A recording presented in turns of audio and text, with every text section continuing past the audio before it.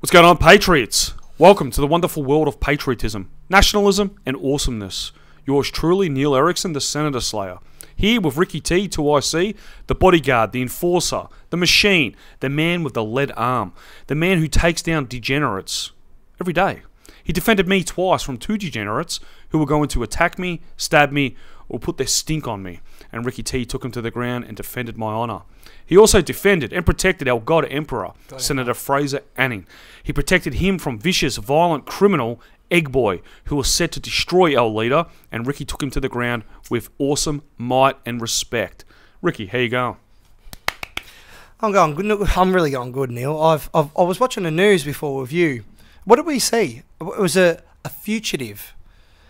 Yes, a fugitive, if people out there don't know what a fugitive is basically a wanted man by the state, usually committed a murder, armed robbery, kidnapping, something heinous. Something bad. Something bad. For the news to, spare up a few seconds on their news coverage and in the papers as well, to show a face of a perp or a fugitive or a criminal on the run, it has to be very important. Because, how many missing kids are out there? The news only has a certain amount of time to air their stories. And I'm sure if there's a missing kid out there who's in danger, the news would use that time up wisely to search for that missing child or search for that killer or that murderer. But no! They were searching for someone else. They were searching for somebody else. He must be a major criminal. Massively. But it actually made me laugh and made me sad at the same time. What they were looking for was a person of interest for the police that know exactly where he lives, but yet the news is going to try and push the agenda out there to find him. Why? Well, the guy that they're looking for, allegedly, was at the Senator Fraser Anning awesome meeting where me and Rick were, where Rick helped protect our God Emperor, and the boy helped Ricky help defend Fraser Anning. Now, allegedly, he touched his foot on this Egg Boy, this violent criminal that the media and the establishment has hailed as a hero. Now they're after him because he dared touch the skin of the glorious Egg Boy. And he's not after any charges. They just want to talk to him. They know him. Trust me. They know him. They know where he is. But they tell the media they don't know who he is and they want to talk to him. Why? There's only two options. One is they want to shame him publicly. They want to put it out there that the police are going to get the violent people who hurt poor innocent Egg Boy. And the second reason is they want to kind of look like they're doing something or look like they're virtue signaling to the left. Oh, don't worry, we're going to get these guys. So they've spent the news tonight, the Australian, some other articles online. There's precious time where they could be using that time to actually find missing kids, murderers, kidnappers. Or better yet, doing their job. Exactly, Rick. Doing their job. But instead, they're going to put up a video showing some random patriot out there who helped protect the senator from a violent, aggressive attacker. Oh, we're going to get him. Don't worry, guys. We're going to get him. Should never have touched Egg Boy's skin. What a criminal. We had a gutful. We watch the news for a laugh. And it always gets funny, doesn't it? I only watch the news when I'm on it. That's the honest truth. I'm not a narcissist, but there's no reason for me to watch the news unless I'm on it or if there's some apex crime or a terrorist attack. I rarely watch the news, and I'm definitely not going to watch the news now because I don't want to watch the news and waste my time for the police looking for fake criminals and fake fugitives to appease the left and the media playing into that. It's insane. But anyway, Rick, look, this morning, because we're in Melbourne, we had a political meeting here just before about upcoming election. We'll have some big news for you very soon. But this morning, Ricky, you went on your regular trek into the city to go to work. Look, I go to work every morning, and I love a nice, juicy steak. I get a steak, eggs, and bacon. I love it. But, no shit, he has a steak for breakfast. Oh, yeah. That headlock arm, it doesn't make itself, mate. No, we got to work up to it. You got to fuel the machine. Well, I got there. Well, when I say I got there, I struggled to get near Flinders Street. Now, as you do, flipping out on the road because all you want to do is get to work because you run a tad late. I get there, finally. And look what I discovered. Let me guess. Dinosaur. Incorrect. Bunch of degenerate leftists. Incorrect. Bunch of missing gemstones from the Raiders of the Lost Ark. Bunch of fat lesbians.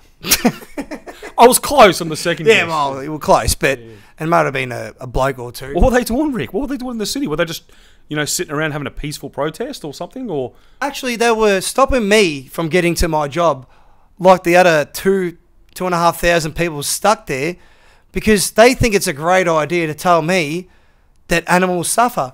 I don't think they understand that the meat tastes better when it suffers. The animal, that is. I've heard that. They've done studies. It's true. The more you cage an animal, the better the meat tastes. It gets Exactly. tender. It gets tender because when it's caged, it moves wiggles around and it tenderizes Stiffens up. itself. It stiffens up. And the fear, because you've got to show when you're about to do the deed, yeah? So you've got to kind of wave the knife or the bolt gun in front of them. And then the meat gets real tender. And Look, I've got nothing against vegans, but do not stop me getting to work. Second thing, I like it when the meat is tender. That means the animal has suffered, and I enjoy that. Now, I was watching them chained to a van. Why would you do that? Where are they going with this? Tell me where they're going with it, because it was kind of weird that they would just chain themselves to the car. Oh, sorry, a van.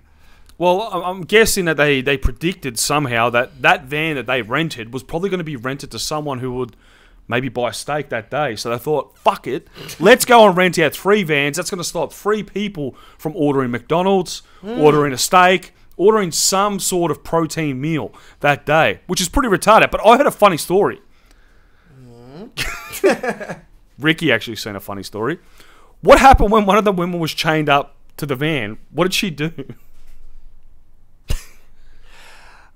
I don't like to say this, and look, I feel for her. They didn't even show it on the news they or in the didn't. papers? They didn't, but I feel for her. But she had a wet patch.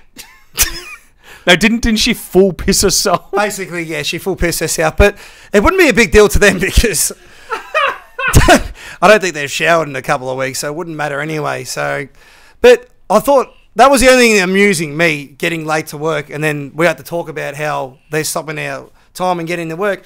But yeah, I heard on the radio all the people that leaning towards the vegans, mate, we've got to do work. We've got to get to work. Do it on the weekend. I know people do work on the weekend, I know, but there's nowhere near as much traffic. But they had to do it on a Monday morning. This backfired, okay? This backfired because, and myself and Ricky, we're doing the same thing tonight. I'm sure a bunch of other Victorians or Australians are going to do the same thing. I was just going to have, like something not even meaty tonight for dinner. I was just going to have like a normal sandwiches in a griller with some, cheese and some... Baked beans. Yeah, baked beans. I wasn't going to eat meat. But because they did this morning, I went out there and bought a massive steak. So did Rick. We're going to have steak for dinner. And I'm sure a bunch of other Aussies did the same. So by you protesting, you have caused more pain and harm to those innocent animals. And mind you, here's another angle.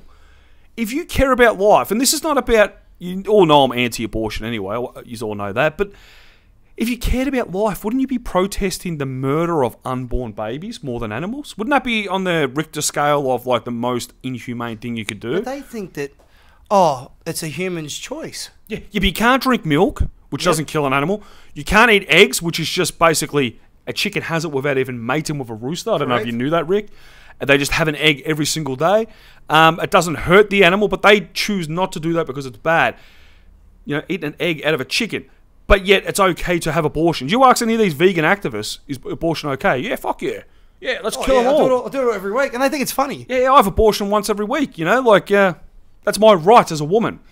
That shows you the total hypocrisy. If they stood up and said to me, Neil, and they're having a protest, we don't want to kill animals, we don't want to do this, and we're also against abortion, I would have 100% more respect for them. At least their argument is stable and it's flawed with some sort of common sense.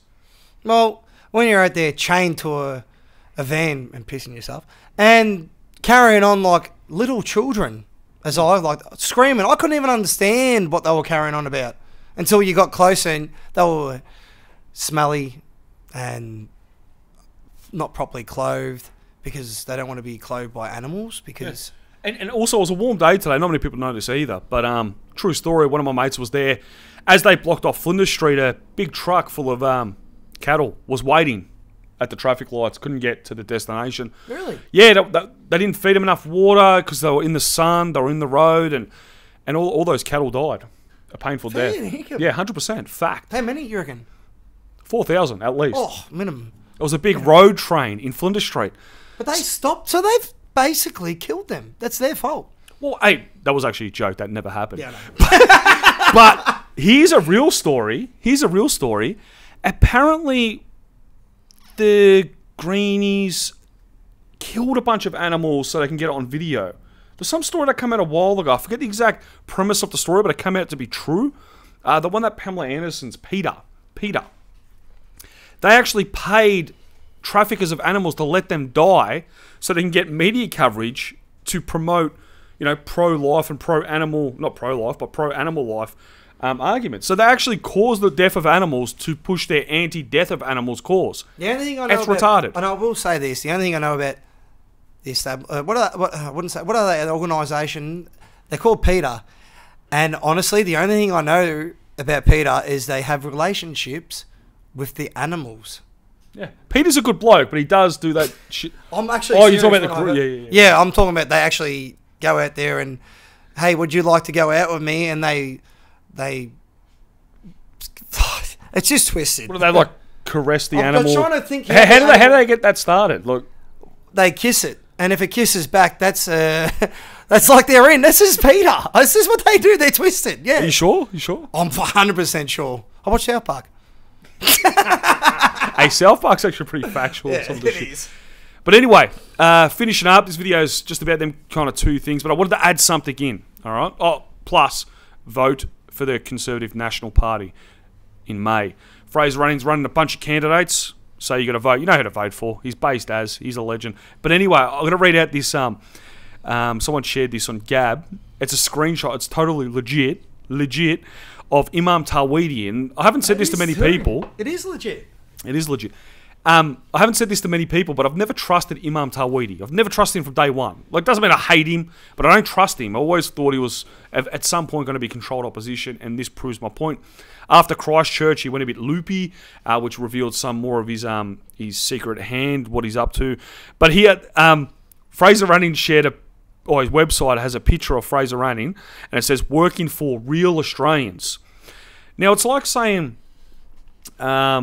if you said to someone, I hate murderers, and someone gets all defensive and says, well, I'm not a murderer. I'm a normal person. I'm not a murderer. Why would you get defensive about that if you're not a murderer? Imam Tawhidi is getting defensive about him saying working for real Australians. He says, many ask why I oppose Fraser Running when I support other conservatives. Here's a good example of his divisive rhetoric on his fledgling party's website. He says he's working for real Australians. What is a real Australian? If you are a citizen, then you are an Australian. Why are you so paranoid, bro? Why are you so paranoid? But the funniest is Fraser Anning's response. Yeah? He writes, no, you are not. No, how based is this? No, you are not a real Australian, Imam Tawhidi. A piece of paper does not constitute nor demonstrate that an individual has embraced Australian values or integrated into our society. If I gain citizenship from Japan, does that make me a Japaneser? Of course not. And I'll leave it there, guys. I think that's a good ending to our video. Yeah, I agree. I hope you've enjoyed it. We always do. All right, we're going to have some beers and have some steak and talk politics. Because that's what we do when we hang out with each other. We love talking politics. That's why we always hang out, to talk about politics. Yeah, well, what else do we talk about, really? Well, but under our bail conditions, we have to always talk about politics. And which we do. We do every time. Like, yeah, we've got the laptop out here now. We're looking up some policies for our new political movement. So, look, that's what we do because we're on bail, alleged criminals. And yeah, so God bless our God Emperor Fraser Anning. I love God Emperor Fraser Anning. Goodbye and good night, and see us all in the next dimension.